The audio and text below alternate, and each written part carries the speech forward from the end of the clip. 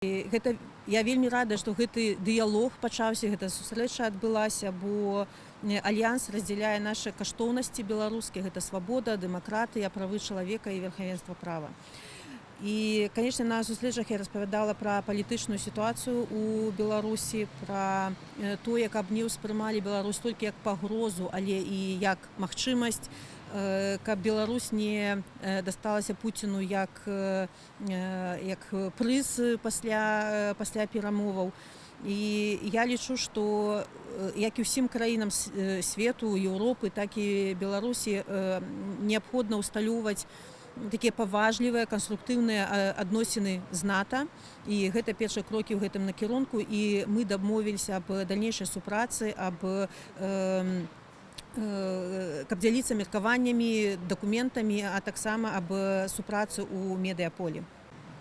Сапраўды ўпершыню НАТО абмяркоўвае Беларусь на такім узроўні. І нават прадстаўнікі сёння казалі, што ніколі раней у прынцыпе пра Беларусь не гаварылі.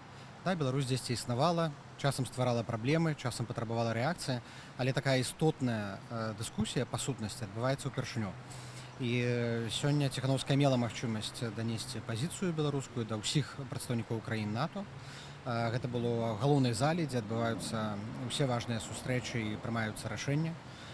Агулам сустрэчы, кансультацыі занялі больш за 4,5 гадзіны у розных фарматах і з прадстаўнікамі краін НАТО, і з генеральным сакратаром.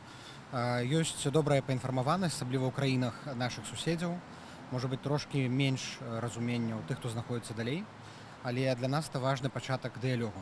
Мы дамовіліся працаваць на палітычным трэку, канкрэтна ў трэку супрацьдзеяння дэзінфармацыі, падтрымкі медыяў, падтрымкі грамадзянскай супольнасці Беларусі, правядзення супольных экспертных дыскусіяў, абмен інфармацыяй, дзе магчыма. Супраца толькі пачынаецца, таму зараз яшчэ рана казаць пра нейкі план, але важна, каб быў давер, гэта давер усталяваны. Тое, што сустрэча адбываецца сёння, надзвычай важна, таму што сёння Беларусь становіцца ў цэнтры ўвагі НАТО, менавіта як пагроза для міру і бяспекі ў рэгіёне. Але мы спрабуем патлумачыць, што Беларусь это не толькі пагроза, Беларусь это таксама і магчымасць паўплываць на сітуацыю ў добрым сэнсе. І беларускі народ можа быць саюзнікам у дэмакратызацыі нашай краіны і ў тым, каб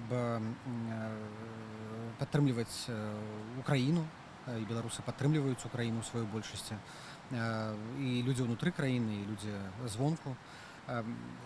Для прадстаўнікоў краін НАТО было важна пачуць пазіцыю Святланы Ціханаўскай па Расіі. Было важна пачуць, што беларусы бачаць сваю краіну ў еўрапейскай сям'і народаў.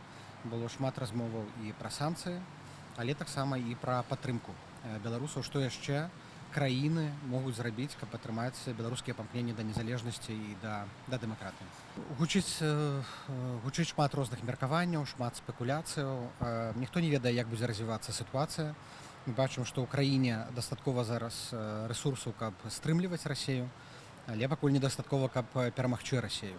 Мы бачым, што Расія зацікаўленая ў кантролі над Беларусю і робіць усё, каб Лукашенко утрымаўся ва ўладзе. Мы бачым рыторыку Лукашэнкі, правакацыйную рыторыку ў бок краінаў суседак і Польшчы і Літвы. І гэта ўсё непакоіць Захад, дэмакратычныя краіны. Ну і таму ў НАТО адбываюцца такія дыскусіі. А што рабіць, калі вайна будзе эскалявацца? Наша задача ўсё-такі не дапусціць эскаляцыі вайны, а для этого трэба падтрымліваць Украіну, дапамагчы украінцам стрымліваць Расію на ўсходзе Украіны, дзе зараз адбываюцца асноўныя баявыя дзеянні.